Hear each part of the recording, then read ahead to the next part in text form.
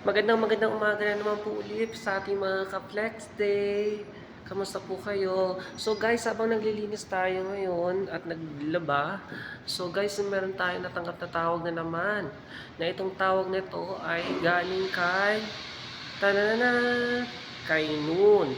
So, order po ulit ako kay Noon ng isang device kasi 'di ba before nabudol tayo na umorder tayo ng isang gimbal, stabilizer, pero ang pinadala sa atin ay selfie stick.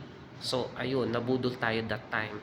Pero this time, guys, hindi na tayo nabudol. So, ayan na, umorder na po ako sa noon. At ito na yung ating marireceive na package.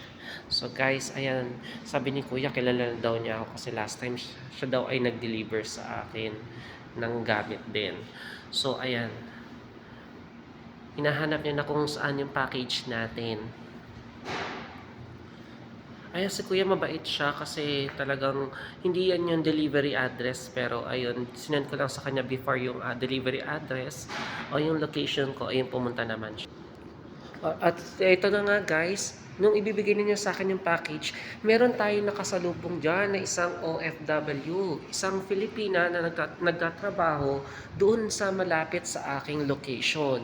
So, nagkapalitan kami ng Facebook para naisip ko kasi baka mamaya meron siyang kailangan o meron tayong itulong sa kanya or kung ano man yung mga kailangan niya in case meron siyang malalapitan kasi guys, I believe wala akong gaano nakita ibang Pilipino dito eh.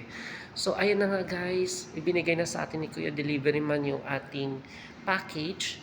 O nga pala guys, itong presyo na to ng gadget na to ay 200 reals lamang po. Pasensya na guys, naglilinis ako that time. So tinanggal natin yung bedsheet, tinanggal din natin yung pillowcase. So ayan, naglilinis kasi tayo that time. Yung araw na yan kasi guys, day off natin, kaya nasa bahay tayo. So that time guys, kakatapos ko lang magsampay ng nilabahan ko. And so medyo makalat pa kasi naglilinis pa ako that time. So ayan na guys, nabuksan na natin yung plastic niya. So nakita ko na yung labas ng box is gimbal naman siya.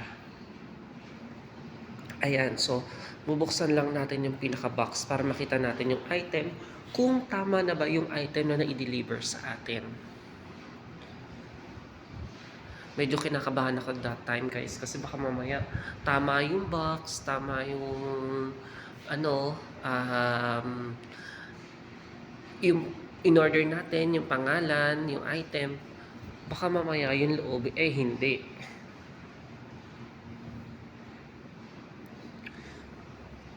Ayan guys, malapit na natin mabuksan yan that time. Medyo mahigpit lang talaga. Ayan na guys, kinakabahan ako that time talaga. Pero, nung nahugot ko na yung laman ng box, ayan na siya. So, pagbukas ko, ayan, as you can see guys, taran!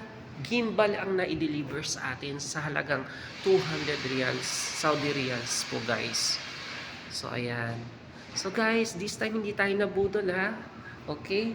So, tama yung item na na-order natin. Guys, enjoy watching. Spread kindness. God bless you all. Yun lamang po. Bye-bye.